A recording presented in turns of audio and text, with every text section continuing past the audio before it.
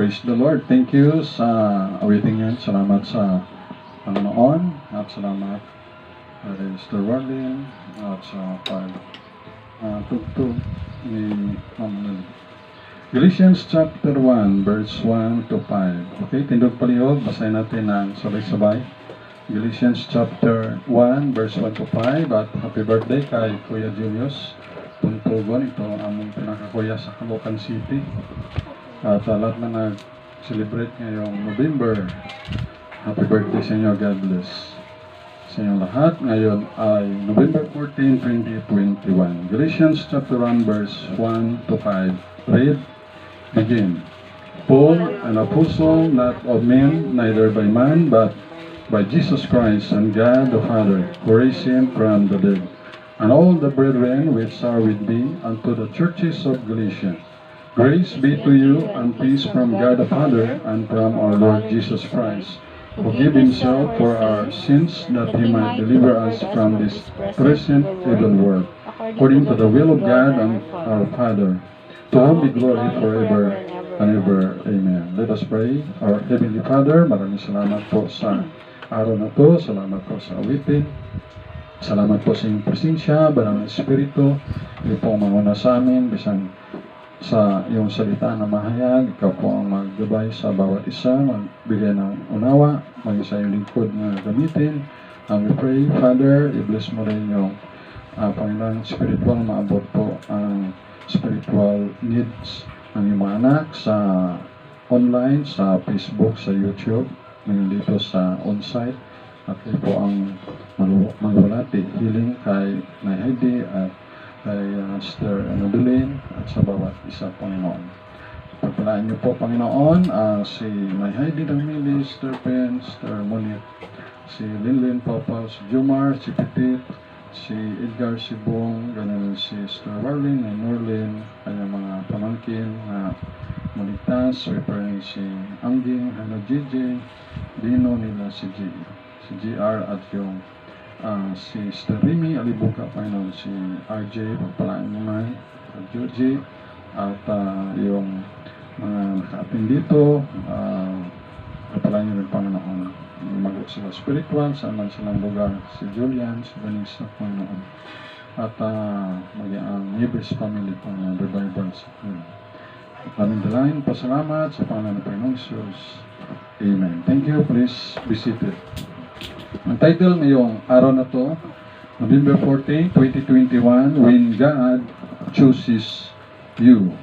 When God chooses you. Kung ang Diyos ay piliin ikaw.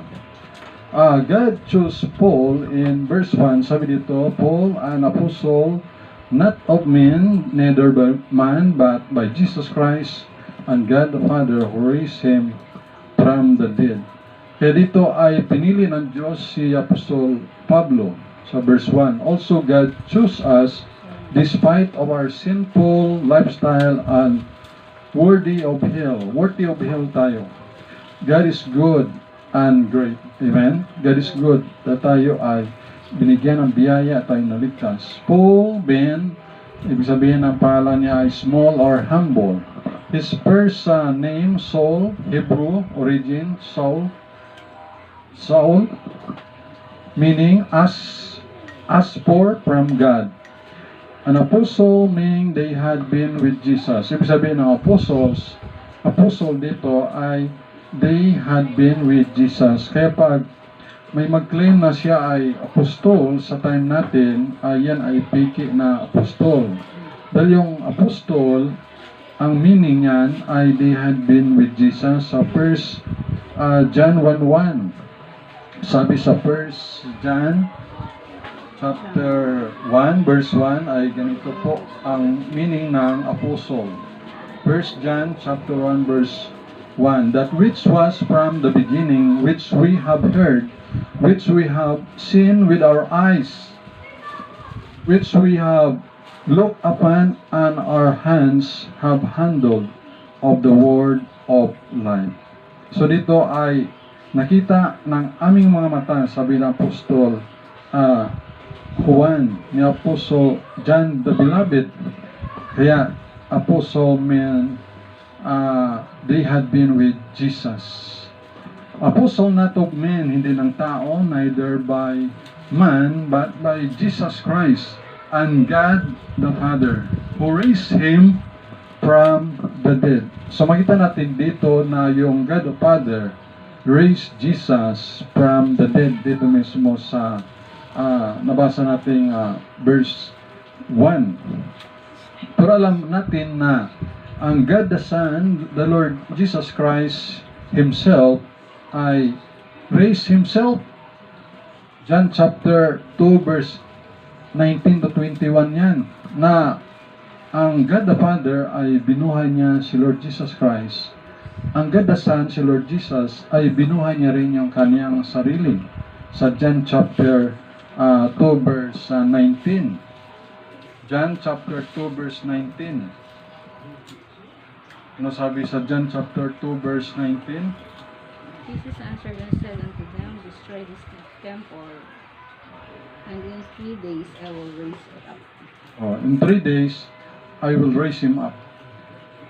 When therefore he was risen from the dead, disciples remembered that he had said this unto them, and they believed the scripture and the word which Jesus had said.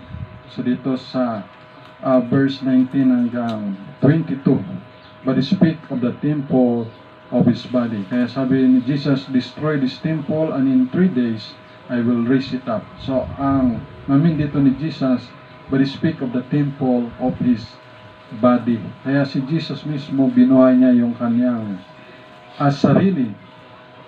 So, ang God the Father ay Diyos, ang God the Son, si Jesus Christ ay Diyos, dahil binuhay niya ang kanyang sarili. Ang God the Holy Spirit ay Diyos din, dahil binuhay niya rin si Lord Jesus. Romans 8:11. Sabi sa Romans chapter 8 verse 11. Romans chapter 8 verse 11.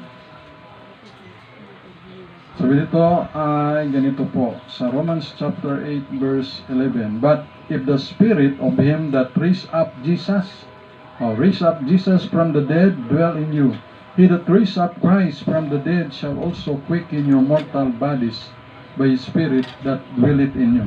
Kaya ang ating mga mortal bodies ay i-quicken rin by His Spirit that dwelleth in you, na nakatira sa inyo. Kaya God, Holy Spirit, raised Jesus from the dead. We heard from these verses that triune God, one God, in 3 person. Kaya sa verse 2, mabasa natin dito sa balik sa Galatians, all the brethren, and all the brethren which are with me unto the churches of Galatia. Yung churches ay mga believers, not the building, but yan ay mga people, churches, mga believers sa Galatia. Ang Galatia na to ay sa ngayon ay ito ay sa Europe country na nakalocate. Kaya ang tawag dito, una pa sa mga followers ni Jesus ay brethren, kapatiran, igmanghod. Mayroon ding saints, ang tawag, mga santos. Mabasa natin yan sa saints sa Colossians chapter 1 verse 2 and 4. Meron din faithful brethren sa Colossians chapter 1 verse 2. Meron ding tawag ay fellow servant, Colossians chapter 1 verse 7. Ang tawag din ay faithful minister of Christ, Colossians 1:7. Servant of Christ, Colossians 4 verse 12. Ang tawag din ay believers, 1 Thessalonians 1:7. Ang tawag din ay brother, 1 Thessalonians 3:2. Ministers of God, 1 Thessalonians 3:2, and also fellow laborer. Ang tawag rin sa mga brethren ay children of light, 1 Thessalonians 5:5. Children of the day, the same verse. Brethren, 2 Thessalonians 5:25. Brethren, 2 Thessalonians 5:26. Holy brethren, mga banal na mga kapatid, kapatiran, 2 Thessalonians 5:27. At ang pinaka-encouraging ay John 1:12, sons of God. Of course, kasama na dyan yung pag-sons ay kasama na yun.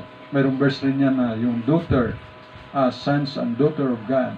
Kaya isipin mo na lamang na ikaw ay sons of God, John 1:12, despite na hindi ka mayaman, despite na ganito lang ang sitwasyon mo, ikaw ay below average, pero it's a big encouragement na malaman mo na ikaw ay sons of God according sa John chapter 1 verse 12. Amen? Amen. Praise the Lord for this. At children of God, John 11:52, when God chooses you. Number 1, there is grace and peace. When God chooses you, yan ang title. Number 1, there is grace and peace. There is grace and peace. Mayroong biyaya at kapayapaan. Sa verse 3, grace be to you and peace from God the Father and from our Lord Jesus Christ. Sa verse 3, grace and peace, God the Father and the Lord Jesus Christ. Dito binanggit yung Holy Spirit. Siyempre ang Holy Spirit, ang karakter niya ay nagkapaiway lang siya, nagpaumod lang. Ang Holy Spirit, kumbaga mahiyain siya, inilip up niya palagi si Lord Jesus Christ na Holy Spirit, and also yung si Jesus Christ, laban-laban ang gina-lift up niya, na-promote. At ganoon din si Jesus, nilift up niya yung God the Father. Also the God the Father lift up Jesus Christ. So ganyan sila, ang karakter ng Diyos. Hindi katulad ng ibang tao na ang karakter ng tao ay kung sino nakaangat sa buhay ay hinihila pababa yung tao. Kung yung pasinsa na ay parang nainggit siya, gusto na hilahin pababa. Pero ang Diyos, ang karakter ng Diyos ay nilift up ang bawat isa, yung sa triune God, yung karakter yan ang maganda na karakter ng Panginoon. Kaya dito mabasa natin yung grace, yung biyaya. Mayroon nga acronym yan eh. Letter G, God. Letter R, riches. Letter A, up. Letter C, Christ. Letter E, expense. God's riches at Christ expense, biyaya. Ang kayamanan ng Diyos sa kay Kristo na yung kanyang sakripisyo, yung kanyang ginasto, yung buhay niya sa krus ng Kalbaryo. Kaya totoo yun na ang gospel, ang kaligtasan ay libre na matatanggap ng tao, pero behind that, yan ay may bayad. Bakit? Dahil binayaran ng dugo, banal na dugo ng Panginoon Jesus. Binayaran ng kanyang buhay, sakripisyo, pawis, yung kanyang banal na dugo doon sa krus ng Kalbaryo. Yan ang ginawa ng Panginoon Kristo. Kaya, masabi natin libre, pero binayaran talaga ng Panginoon yan, yung kanyang nag-lay down si Jesus ng kanyang buhay. Kaya pag magaling ka magpiano, it's all by the grace of God. Naalala ko yung sa Bible School pa ko, sinabi ko kay Mami Sil, no? Laurina, magaling naman magpiano. Magaling talaga siya. Ang sagot niya sa akin ay, it's all by the grace of God. So, yun magandang karakter. Kung magaling ka sa ministry, it's all by the grace of God. Kung maraming kang naput up na mga mission work, na-establish ng mga churches, nag-plant churches, it's all by the grace of God. All our accomplishment, mapagobyerno, mapapribado, mapasimbahan, ministry, all aspects of life is all by the grace of God. Lahat yan ay sa biyaya ng Diyos. Peace. Ito naman yung importante. Kaya may sa party list, mayroong peace. Yung party list ay peace, kapayapaan. It represents education. Importante ito. Ito yung inner peace. Meron kang kapayapaan na nasa puso mo despite na magulo yung sanlibutan, magulo yung isang barangay, sityo, bayan, probinsya, bansa. Pero pag ikaw may Jesus Christ, meron kang inner peace. Meron kang kapayapaan. Kahit may storm, nagkakagulo na mga apostles ni Lord Jesus, pero si Jesus ay nagapahinga. Natutulog si Jesus. doon sa may bangka. Mahimbing, sarap ng pahinga ng Panginoong Hesus. Kahit may storm, kakagulo na yung mga apostles niya, pero si Jesus ay sarap ng pahinga ng tulog niya kasi mayroon siyang inner peace. At siya naman ang may likha ng kontrolado niya lahat ng bagay dahil even the storm, kontrolado ng Panginoon. Even the nature, kontrolado ng Panginoon. Lahat na nangyari dito, kontrolado ng Panginoon. Kahit yung COVID na yan, kontrolado ng Panginoon yan. Inaalaw lang niya. Pero sa Panginoon yan ay wala yan. Akala natin matagal na. Wala. Maiksi lang yan sa Panginoon. Walang ang isang tao na nabuhay ng isang araw. Mayroon ba kayo nakilala na tao na nabuhay ng isang araw? Wala. Bakit? Ang isang araw ay sa Diyos, sa tao ay 1,000 years. So, sino ba ang umabot ng 1,000 years? Wala. Simito sila. Hindi umabot. 969. Ibig sabihin, kung i-analyze mo, ang tao pala, walang nakaabot ng 1 day. So, ganun karupok ang tao. Frail, fragile, ingatan, ito ay fragile, na nakakabasag. Ibig sabihin yan ang tao, weak ang tao. Kaya, it's all by the grace of God, na walang tao na magyabang na mamapuri na ako ito, ako may kapangyarihan. Ang kapangyarihan na sa gobyerno, 6 years na yan. Papalitan na rin yan sila. Papalitan yan sila ni Senator Manny Pacquiao. Nasa maganda si Pacquiao ay alam niya pag makuha ng sigmura, gutom na, kahit tinapay na inaamag ay kinakain nila, iniinit nila. Kaya alam nila yung mga mahirap yung sitwasyon. Yan. Kaya, praise the Lord na lahat ng nangyari sa sanlibutan yan ay kontrolado ng Diyos. Inaalaw lang niya, inaalaw na pagkakala natin yung tahimik ang Panginoon, tahimik lang siya, no? Alam ng Panginoon yan. Kaya minsan may kalaro ako sa cheese.com, sinusulwining ko eh. Kaya 2 minutes sinusulwining. Share ko ng, for the wages of sin is death, but the gift of God is eternal life through Jesus Christ our Lord. Minsan naman ay Acts 16:31, and they said, believe the Lord Jesus Christ and thou shalt be saved and thy household. Minsan ang reply sa akin ay, God is dead, yung taga-Europe yan. Pero sabi ko, God is alive. Siyempre, minsan may nag-comment na, ba't ganito nangyayari sa sanlibutan? Siyempre, yung economic shutdown and so on. Alam ng Panginoon yan. Inaalaw lang yan. Pero kontrolado lahat ng Panginoon. Kaya, it's all by the grace of God. Ano man ang ma-accomplish natin sa buhay. At yung inner peace na nasa iyo at nasa akin na bigay ng Panginoon.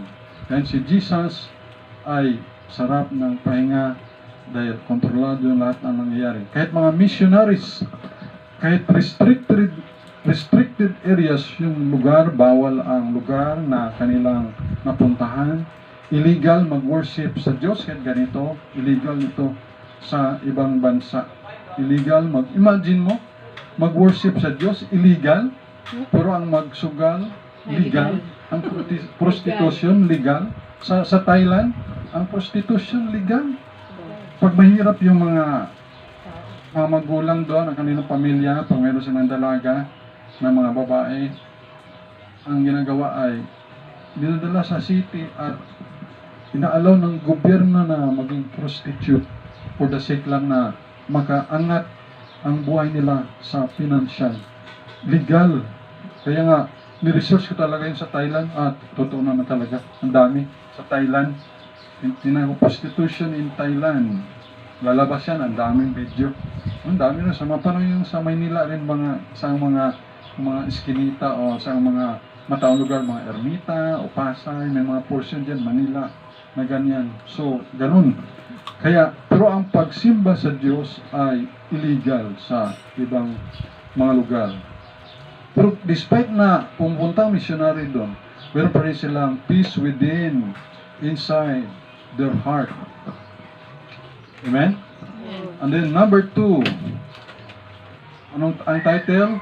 When God chooses you, number 1, there is grace and peace. Number 2, God gave Himself to you.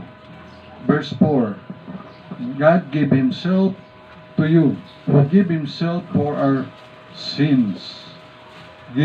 God gave Himself, God the Lord Jesus Christ, for our sins. Ang tawag kay Jesus, siya ay sins bearer. Siya yung tagadala ng ating kasalanan. Nabatayan ko yan, napakinggan ko yan, Pastor Yuli. Pag ikaw ay torch bearer ikaw sa Olympic Games o sa SEA Games, torch bearer ka. Yan ay sa personal na torch bearer sa Olympic Games o sa SEA Games. Yan ay pride ng tagadala ng torch, pride. Yan kanya yung privilege. Yan ay kanyang parang masaya siya dahil nirepresent niya yung Philippines. Prestige, honor, pride ng torch bearer. Pero si Jesus, siya yung ating sins bearer. Yan ay kahiyan, suffer, shame. Yan ay curse o sumpa, an agony, suffering beyond compare. Hindi lang sin bearer, kundi deliverer din from this present evil world. Noon pa ito binanggit Apostol Pablo, sabi niya, this present evil world. Noon pa yun, hindi pa tayo pinanganak.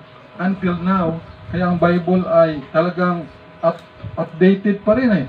Sorry, from this present evil world. Ano ibig sabihin? Yung world system ang tinutukoy dito. Bakit po? Kasi yung mali, ginagawang tama. Yung mali, ginagawang tama. Example, ganito yan. Sa Biblia, sa God's Word, mali ikasal ang dalawang lalaki. Ikakasal yung lalaki at lalaki. Mali yan. Ganun din, babae, ikakasal sa kapwa babae. Mali yan. Pero anong ginagawa ng mga ibang bansa ngayon sa Amerika, maging dito naman sa Pilipinas, gustong gawin, ay kinakasal nila. Di ba? Ang mali, ginagawang tama. Kaya, ganun talaga ang sabing this present evil world, yung system. Of course, ang world ay for God so loved the world, the people God loves. Kaya nga, dito sa libutan, labanan ito ng evil and good people. Kaya nga nagpa-prosper yung evil people dahil yung mga good people ay tahimik, walang ginagawa. Kaya ganun ang nangyayari. Kaya maganda sa gobyerno, meron talaga mga good people, few good men sa gobyerno na talagang sila yung mamuno. Kaya maganda yung mamuno sa gobyerno ay yung mga good people, godly people, meron Jesus Christ sa puso. Mas maganda si Senator Pacquiao dahil testimonya, meron siya si Lord Jesus Christ yung kanyang Lord and Savior. Sa akin gusto ko magpresidente sa Britain, sa British, si Tyson Fury. Dahil talagang harap-harapan sa world, sa sanlibutan, makita yan sa YouTube, sabi ni Tyson Fury na natalo niya yung American boxer na heavyweight champion si Deontay Wilder. Na-interview si Tyson Fury na taga-Britain, na British, sabi niya na I thank my God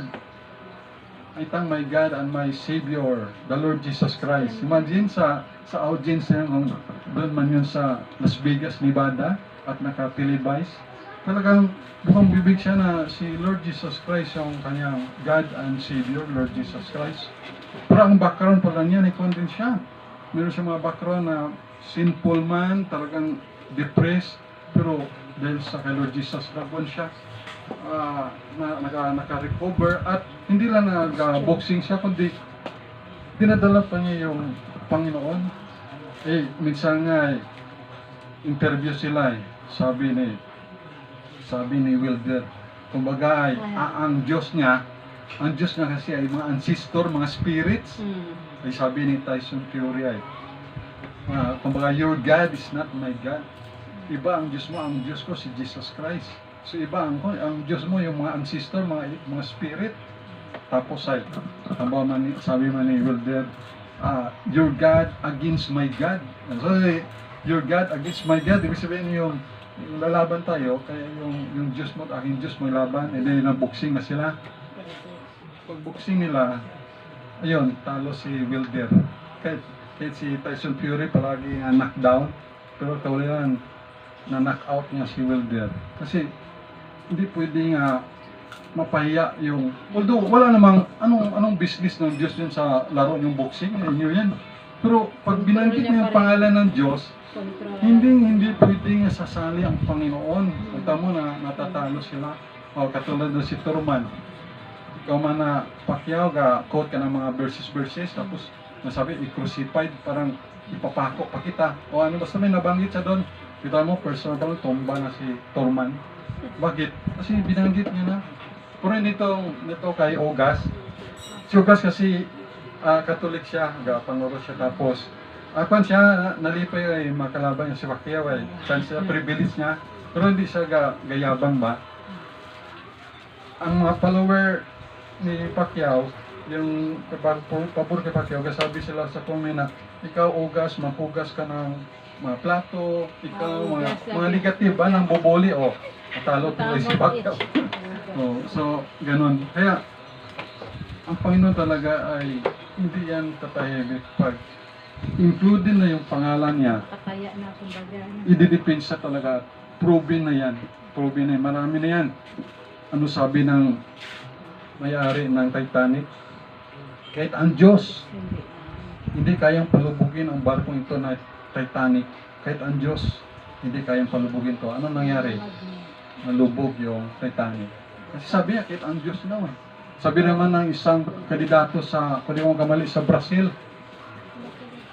mananalo ako sa eleksyon pagka-presidente. Hindi kaya ako ng Diyos na paalisin sa pagka-presidente. Anong nangyari sa kanya? Nanalo nga siya, pero hindi siya nakaupo maging presidente. Dahil namatay na siya. Kita mo? Yan ang mga tao pag challenge mo ang Panginoon, yan ang nangyari siya na. Kaya hindi pwede na i-underestimate natin ang pangalan ng Panginoon. Kaya tayo, bilang tao, we learn from their mistake. Kaya sa atin ay nandun na mahalin natin ang Panginoon, ibigin ang Panginoon, sambahin ang Panginoon, paglingkuran ang Panginoon. Naglilingkod tayo sa Panginoon, hindi dahil tayo takot sa Panginoon, kundi mahal natin ang Panginoon. Amen? Kaya ang Panginoon ay pinapagusto niya dito kung magsimba ka o hindi. Okay lang malaya ka, hindi ka naman pipilitin. Importante lang ay ang puso natin ay para sa Panginoon na hindi tayo pinipilit na nasa tao. Kaya ang Panginoon ay hindi tayo ginawang robot. Inaalaw ng Panginoon na mamili ka lang. Pero si Joshua, as for me and my house, we will serve the Lord. At napakaganda yan na ugali ng isang padre de pamilya. Kaya dito si Jesus, ang ating sins bearer, ay siya rin yung ating deliverer from this evil system of this world system. Kaya nga, nabanggit kanina na yung mali na nakasulat sa Biblia, ang mga tao ngayon, lalo na sa Kongreso, ay ginagawa nilang tama. Anong sabi ng Biblia sa Romans chapter 1 verse 26? Romans chapter 1 verse 26. Romans chapter 1 verse 26. For this cause God gave them up into vile affections, for even their women did change the natural use into that which is against nature, and likewise also the man living the natural use of the woman, born in their lust one toward another, men with men. Lalaki sa lalaki. Ito yung bakla. At ang gusto niya ay lalaki, working that which is unseemly, and receiving in themselves that recompense of their error which was meet. And even as they did not like to retain God in their knowledge, God gave them over to a reprobate mind to do those things which are not convenient. Ito na tawag na same-sex marriage. At ito naman, at yung tama ay ginagawang mali. Yung tama ay ginagawang mali. Tama in the sight of God. Biblical standard, tama, right. Pero ginagawa nilang wrong. Example, sa China at sa North Korea, worshiping God, the Lord Jesus Christ, is illegal. At pag nahuli ka sa North Korea, ay hanggang sa ikaapat na generation yung parusa. The Word of God is illegal in Saudi Arabia, Vietnam, Afghanistan, North Korea, at sa iba pang lugar. Iwan ko lang sa Qatar, mayroon ding portion na illegal din ng Biblia, di ba? Ganon. Pero kung mayroong open na lugar lang siguro, iwan ko lang, United Arab Emirates, depende.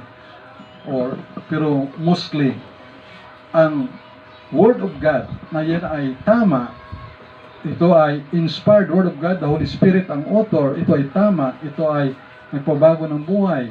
Kahit sa sarili ko, hindi ako nabago ng parents ko, ng mga teachers ko sa pilot, high school, sa college, pero si Lord Jesus Christ, ang kanyang salita, nagpabago sa akin. So ito yung tama, pero sa ibang lugar, itong tama ay ginagawa nilang mali. Para sa kanila, sa China, ang Word of God is illegal. Sa North Korea, ito rin ay illegal. Sinusunog pa nga ito. Alam niyo yung nagsunog na yan na si Voltaire, no? Na pinasunog ni Voltaire yung, sabi niya, yung Bible, mawala na yan. Pero alam niyo yung bahay niya, ginawang printingan ng Bible. Bahay ni Voltaire. Kung ako makamali dun sa Europe. Worshipping God, Lord Jesus Christ is illegal. The Word of God is illegal in Middle East. In Amerika, ang prayer at ang Word of God sa school, lalo na sa public school, is prohibited. Bawal. Even in mga courtroom, session room, sa mga gathering, ang prayer ay bawal. Pero meron ako nakita na may prayer. Alam niyo kung ano ang prayer niya? Yung nag-lead sa prayer, ang address niya sa prayer ay prayer to Satan ka. At inaalaw daw, mayroong isang state sa Amerika na napanood ko na nag-pray siya para kay Satan at inaalaw. Imagine, no? Yun ay mali. Pero ginagawa nilang tama. Pero yung tama, nasa Panginoong Hesus, sa Diyos, sa Holy Spirit, ay ginagawa nilang mali. So yun naman yung nakaprophesy na sa Word of God. Kaya, their prayer is addressed to Satan and not to the loving and living God, Jehovah. And then, the last, number 3, God deliver you from evil. God deliver you from evil. Sa verse number 4, who gave himself for our sins that he might deliver us from this present evil world, according to the will of God and our Father, delivering us from this evil system, and it's already prophesied already, delivering us to the will of God and our Father. A privilege to call God our Father. Amen? Ito'y pribilehyo natin na tawagin ang Diyos na ating Ama. Special yung relationship ni Jesus Christ at ng God the Father. Kaya ang tawag doon niya ay sa Ama ay my Father. Pero wala kang mapansin na our Father. Iba yung relasyon ni Jesus sa Father. Address niya yung Father na my Father. Pero pag sinabi naman niya, your Father, sa mga disciples, your Father. Pero walang verse na yung Father natin, kumbaga very special, unique. May nabasa ako doon na gano'n na libro. Talagang unique ang relation na Jesus Christ sa kaniyang Father. Kaya nasabi, my God and your God. My Father and your Father. At ito ay privilege natin na tawagin ang God as our Father because of Jesus Christ sa John 1:12. Ano sabi ng John 1:12? But as many as receive Him, tumanggap kay Jesus Christ, mga Pilipino, Amerikano, Japanese, European, mga taga Australia at iba pa. Kaya binigyan sila ng power to become the sons of God, those who believe and receive Jesus Christ. And of course, those who reject Jesus is a son of the devil. John 8:44, Jesus said to some Pharisees and religious leaders, mga scribes, ye are of your father, the devil. Imagine si Jesus magsalita, no? Harap-harapan. Sabi niya sa mga Parisiyo, at sa mga skriba, sa mga religious leader, kayo'y sa inyong amang diablo. You are of your father, the devil. Yan si Jesus magsalita, mag-preach. Kaya, praise the Lord na tayo, because of Jesus Christ, ay tayo binigyan ng privilege na maging mga anak ng Diyos. Kaya sa Psalms 121, verse 5 to 8. Psalms 121, verse 5 hanggang 8. Napagandang verse ito, Psalms 121, i-deliver tayo ng Panginoon. Sabi dito sa verse 5, Psalms 121, the Lord is thy keeper, the Lord is thy shade upon thy right hand, the sun shall not smite thee by day, nor the moon by night.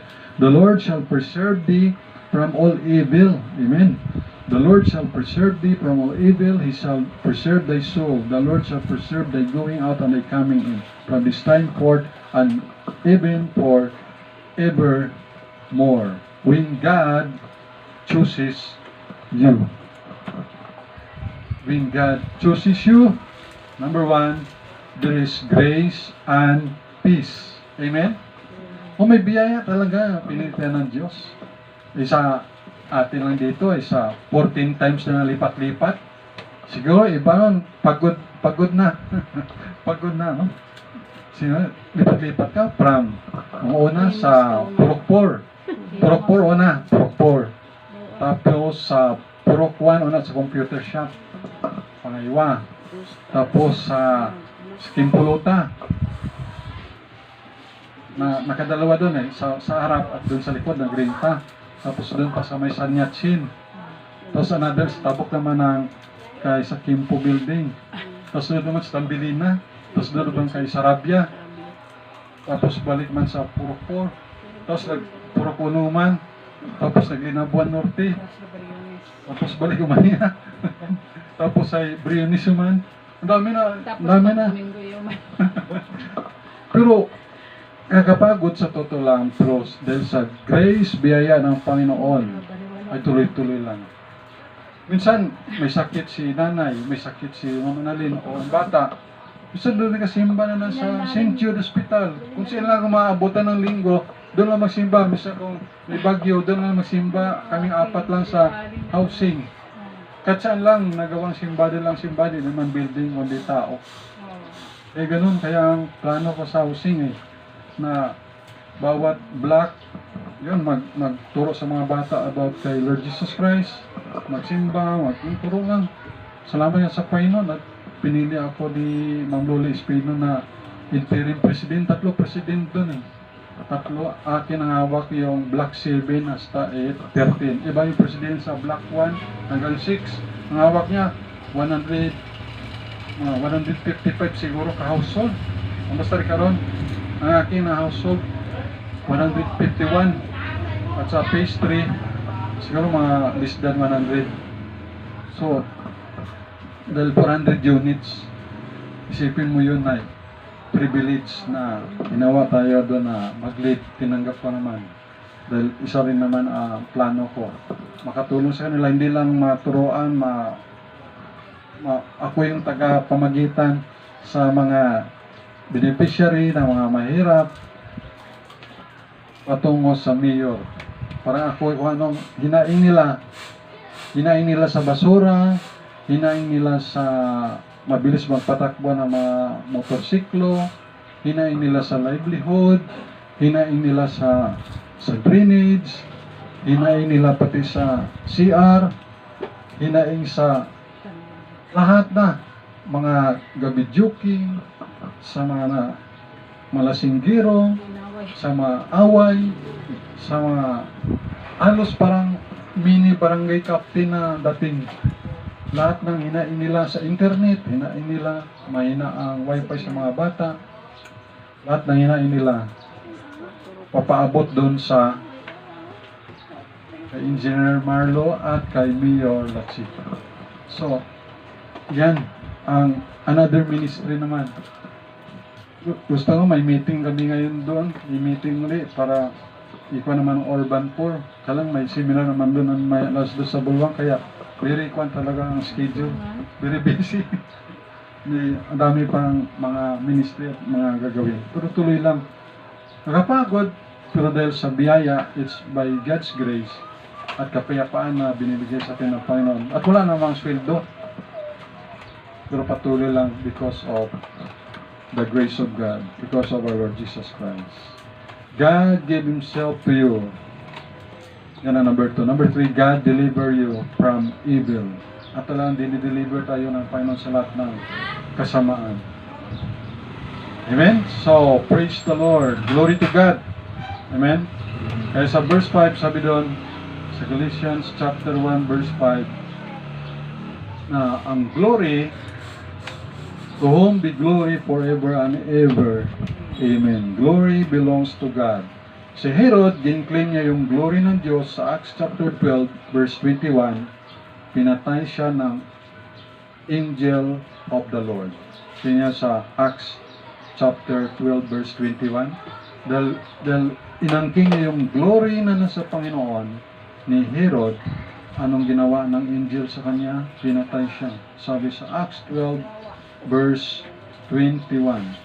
And upon a set day, Herod, arrayed in royal apparel, sat upon his throne and made an oration unto them. Sa verse 23, and immediately the angel, well, ano sa verse 22, and the people gave a shout saying, it is the voice of a God, spoke ye, and not of a man. And immediately the angel of the Lord smote him. Pinatay siya ng angel of the Lord because he gave not God the glory. And he was eaten of worms, kinain ng mga uod, and give up the ghost. Yan ang nangyari sa mga tao na hindi binabalik yung glory sa Diyos. All our life, in our life, accomplishment, achievements, etc., all by God's grace, mercy, and glory. Glory belongs to God. The highest glory belongs to God. Amen? Thanks God and thank you. God bless you and your family. Let us pray. Almighty God, our loving Father in heaven, sa iyo po ang lahat ng glory. Salamat po sa buhay ni Apostol Pablo na pinili niyo po siya. Despite kung anong background niya, persecutor, sinasaktan niya, nagkasama siya para sa pagpapatay kay Stephen, yung lingkod. Yan ang trabaho ni Saul dahil siya ay birisilo sa kanyang religion na Judaism. Pero despite of that, binigyan pa siya ng chance sa Ama at siya ay pinili mo para maging apostol sa mga Gentiles people, sa mga Hintil, Panginoon. Salamat at pinili mo siya at binigyan mo siya, Panginoon, ng grace and peace katulad sa amin. At siya ay i-deliver mo sa lahat ng evil katulad sa amin at binigyan mo ang iyong sarili mo, Lord Jesus, para sa Kanya, ganoon sa amin. Salamat po. Pala niyo po ang mga pastor, evangelist, missionary, mga tapat sa inyo, Panginoon, ang mga anak mo, papala niyo ang Christ Baptist Mission Church, ganoon po ang Beulah Bible Baptist Church, Paranaque, Pastor Solis, mga members doon, ingatan, ang families, ganoon dito, Sinahedi ng Milis, Sister Pence, Monit, Lyndon Papa Jomars, Secretary Edgar Subong, Sister Warlin, at ganoon si Nurilin, at ganoon ang Diyos Shangi, ang Diyos DJ, si Dino, nila si J.E. Kuya Julius, more birthdays, mga birthdays ngayon, mga month of November, ganoon din, Panginoon, ang Israelite salvation for them, palang mga bansang Israel, palang mga missionary, papalain niyo rin, Ama, yung may mga leaders yun at kayo rin magpala, maglagay ng mga bagong mga leaders from president hanggang sa barangay captain, mga barangay kagawad. In the future, Panginoon, kayo po maglagay ng mga leader na kalooban mo, Panginoon, mag-lead sa Pilipinas. Salamat po ng marami sa iyo lahat ng papuri, glory, honor, power. Thank you, Sweet Holy Spirit. At palain rin po namin mga loved ones, sa mga unsaved, maligtas po kayo. Yata mo kami tandalangin. Salamat para ng aming giving, kahit sinapin pa lang yan, pagkain, Lord, ang kasalon. Tamang dalangin. Salamat po para namin mga kaibigan sa Facebook, sa YouTube, para na sila maabot ang kanilang spiritual needs.